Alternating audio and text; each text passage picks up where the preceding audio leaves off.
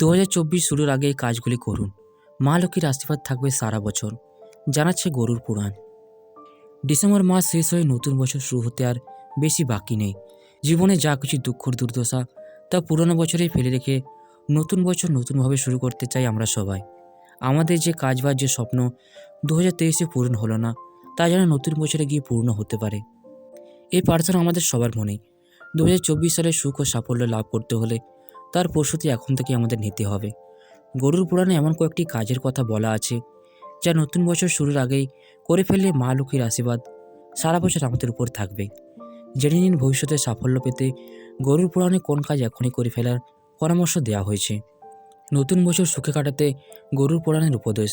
1. যে সংসারে মহিলাদের শ্রদ্ধা জানানো হয় সেই সংসারে বাস করেন মা লক্ষ্মী। যে বাড়িতে মহিলাদের সম্মান নেই সে বাড়ির প্রতি দেবী লক্ষ্মী রুষ্ট হয়ে থাকেন। তাই নতুন বছরে মা লক্ষ্মীর আশীর্বাদ লাভ করতে হলে এখন থেকে বাড়ির মহিলাদের শ্রদ্ধা ও সম্মান জানান।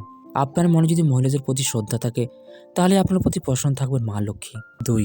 নতুন বছরে আর্থিকভাবে সাফল্য লাভ করতে হলে মা লক্ষ্মীকে প্রশ্ন রাখা জরুরি। গরুর পুরাণে বলা আছে মা লক্ষ্মীকে তুষ্ট করতে অন্যের খেয়াল রাখা সমান জরুরি। তাই সমাজের পিছিয়ে পড়া সম্প্রদায়ের জন্য কিছু করা দরকার। আপনি নিজের উপার্জনের একটা অংশ দরিদ্রদের উদ্দেশ্যে এখন থেকেই দান করা শুরু করুন। তাহলে নতুন বছরের শুরু থেকেই মা লক্ষ্মীর কৃপাদৃষ্টি আপনার উপর থাকবে। 3. যদি ঈশ্বরের কৃপায় আপনি সম্পদশালী হন তাহলে তার জন্য ঈশ্বরের প্রতি কৃতজ্ঞ থাকুন। মনে রাখবেন ভগবানের আরেক নাম দর্পহারী। সম্পদ যদি আপনার মনে অহংকার ও অধ্যত্বের জন্ম দেয় তাহলে সেই সম্পদ আপনার কাছে বেশি দিন থাকবে না। তাই নম্র হতে হবে এবং সম্পদের প্রতি শ্রদ্ধাশীল হতে হবে। অকারণে খরচ করার অভ্যাস মা লক্ষ্মীকে রাগিয়ে দিতে পারে।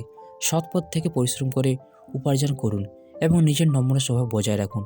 তাহলে নতুন বছরে মা লক্ষ্মীর আশীর্বাদ আপনার উপরে বর্ষিত হবে।